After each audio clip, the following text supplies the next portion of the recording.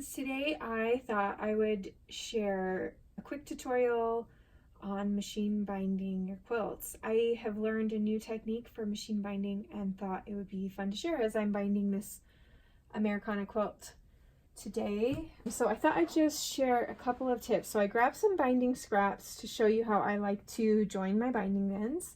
I like to use 2 1/4 inch binding strips. So pretend like these are full strips. If your seam allowance is a little bit bigger, you can adjust the width of your strip, but I like 2 1/4 because I can do a 1/4 inch seam and then wrap it around, and it fills the fullness of the binding on the edge of the quilt. So you're gonna have your strips, however many you need for each quilt, and then I like to just put them on like an X, and then you can either draw this line on. I like to just eye it on my machine, but you will just sew from point to point.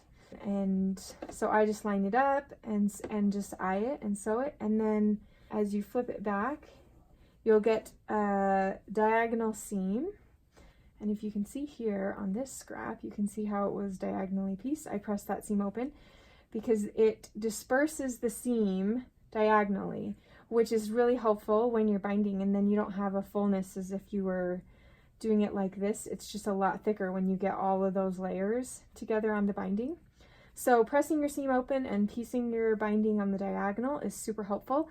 So then once you get all of your binding pressed, I press my binding in half. I feel like it just is really helpful in rolling your binding to the back, so then you can go and press that. So that's just quick tips on piecing your binding strips. And then once all of that is finished, I like to roll mine up just as I go, and then I can just throw that up on my machine, an extra spool stand, so that I can sew my binding on, and it unrolls. So I'm just going to do a 1/4 inch seam all along the edge of the quilt. I sew on a Pfaff Performance Icon, and I love it for a lot of reasons, but I love Pfaff machines for their built-in walking foot. If you can see here, this is engaged and disengaged super easy, so I pretty much always sew with my walking foot. I really love Pfaff's 1/4 inch foot as well. So I'm just going to start sewing this down. I have a couple corners already finished, but I will show you how to miter your corners as I go.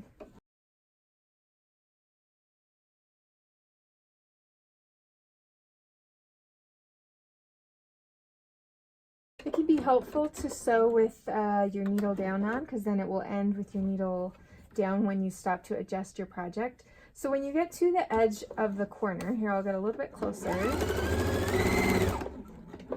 you're just going to fold your binding at a 45-degree angle. So I like to just finger press that and then fold it back over around the edge of that corner. And you can adjust it as needed. So I like to just make sure that it's even on both sides. That little triangle is even on both sides. And then I will fold that triangle down, and then I'll just sew along here and end at a 1/4 inch away from the edge of the quilt, which if you kind of do a little finger press there, you can see where that diagonal line is that you'll want to stitch down.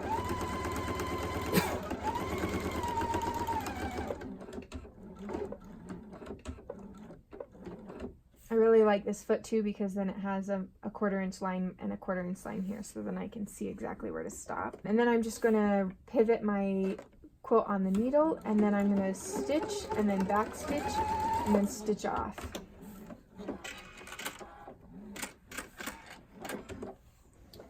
So if you can see right here, I stitched here and then I diagonally stitched off. So I didn't stitch across that fold, so that will easily fold back over this way, and then I'm going to start stitching right on the edge of the quilt and do my 1/4 inch, and that will create my miter corner when I flip the binding over. And I always back stitch at both of those points to secure all of my binding.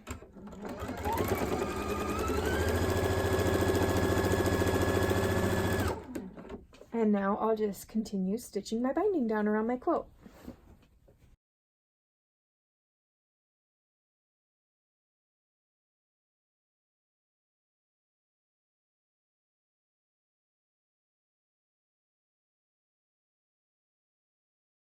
And I'll finish this other corner, and again I just fold the miter a 45-degree angle, and then I flip it back this direction, and I can adjust that triangle as needed, so to make sure that it is a perfect triangle 45-degree angle on both sides of that binding.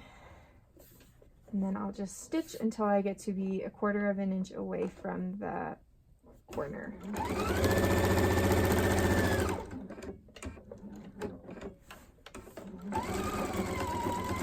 And pivot and stitch off.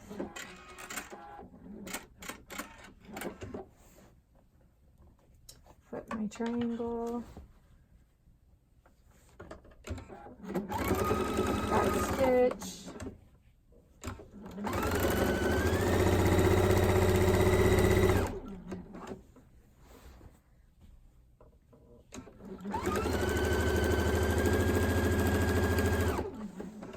So now I want to share my favorite joining method for joining the binding ends. So I'm just going to back stitch and cut my threads. This is how I like to join my binding strips. I bring my 2 ends and I meet in the center. I find a point and meet in the center, and I finger press them.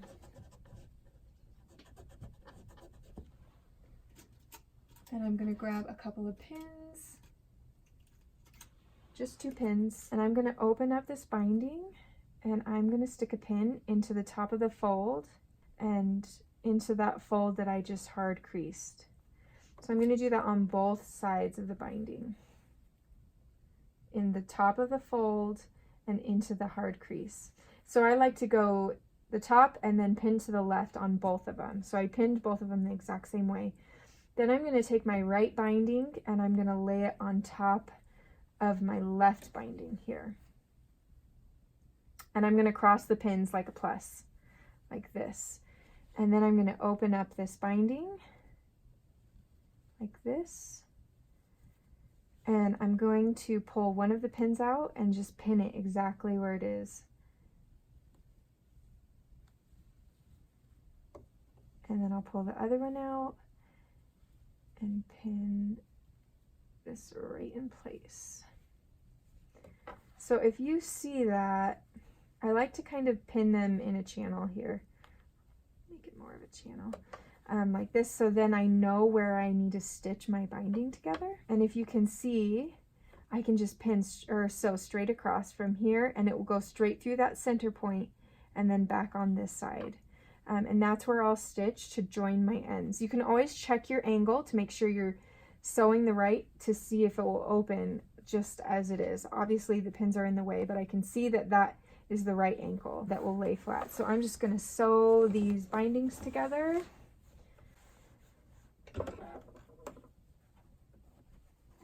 And if you can see, I know right where that center point is.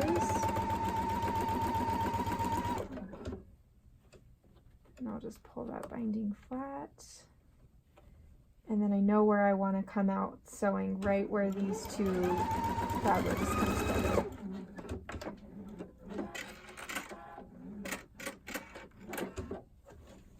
So then as I take my pins out, you always want to check this angle before you cut anything. So you can check the angle and make sure that it lays flat, which it looks great. And then I can trim off this excess fabric, and I will just trim it 1/4 of an inch away from the seam.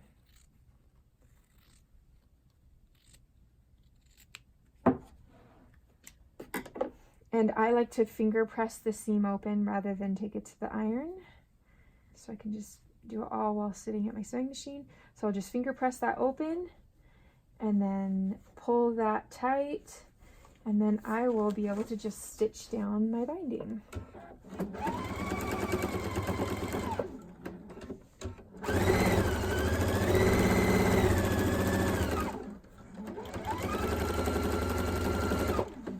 And that's how you join the ends of your binding.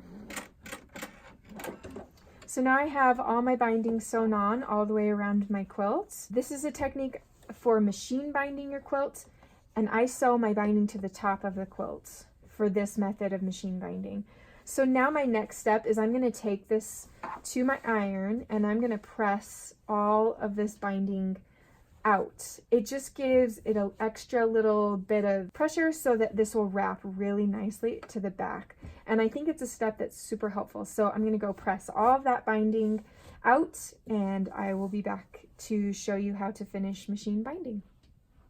So now that I have pressed all my binding out at the iron, I am going to bring this back to my sewing machine so that I can machine stitch down the binding.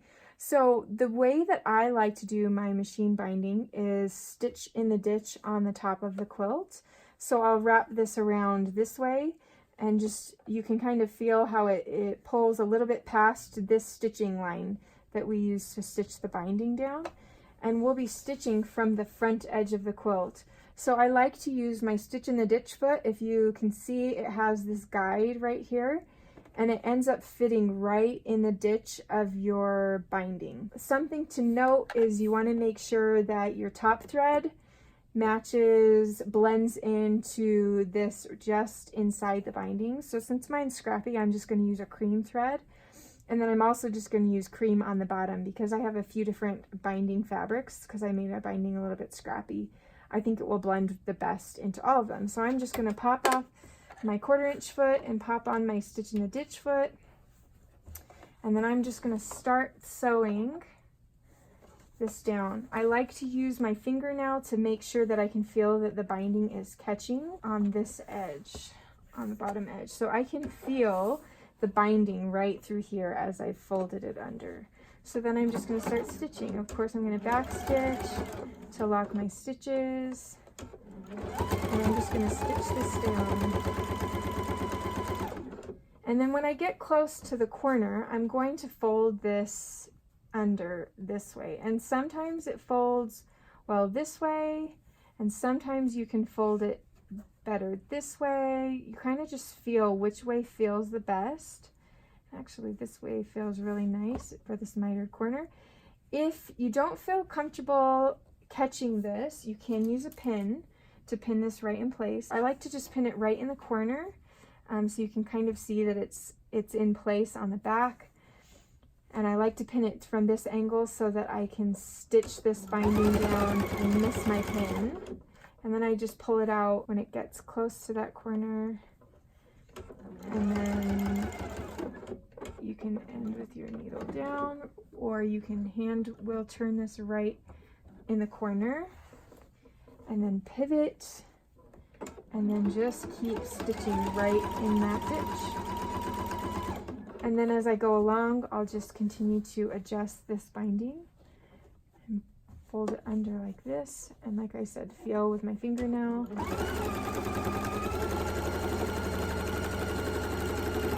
And stitch in the ditch.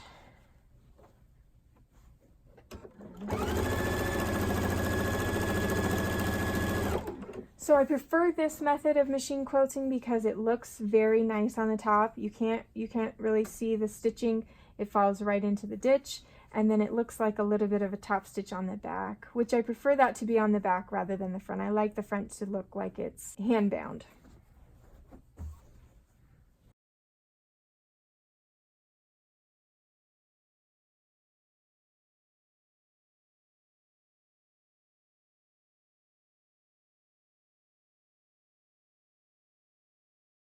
So you can adjust this to keep this even. Like I said, I like my binding to be full, but I also like my binding to look even along the top as well. So you can kind of just adjust the fold as needed.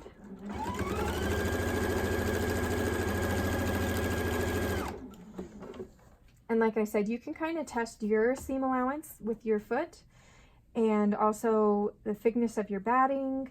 And all of those factors play a role in how wide you want your binding strips to be. So I'm using an 80-20 batting and 2 1/4 inch wide binding.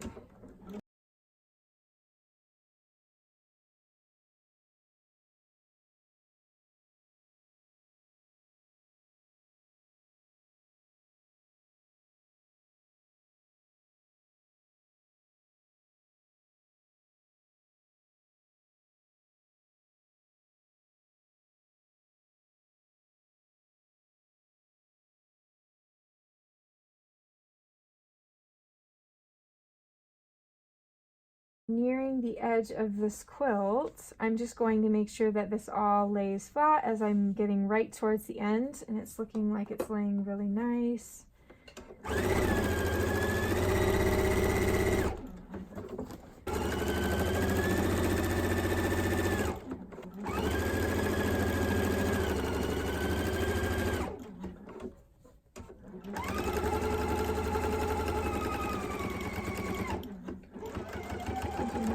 stitches, and then my binding is ready. So now what I like to do is just go along and make sure that I didn't miss any of the spots, that everything got caught. There's a chance that you'll have some edges that skip, and you can just go back and fix those or unpick them, but it looks like I've caught most so far, which is great. See, I missed a teeny bit of my corner here, so I'll show you how I like to unpick and fix this. Gets easier as you go, but the first few quilts, it is definitely a learning process, but I just like to unpick a few stitches just so that it has, so then I can fold it over and it doesn't have any, it will lay flat and there won't be any tucks. So I just undo a couple of the stitches, and this time I'm gonna just pin it just to keep it right in place. And then I'm just going to re-stitch that.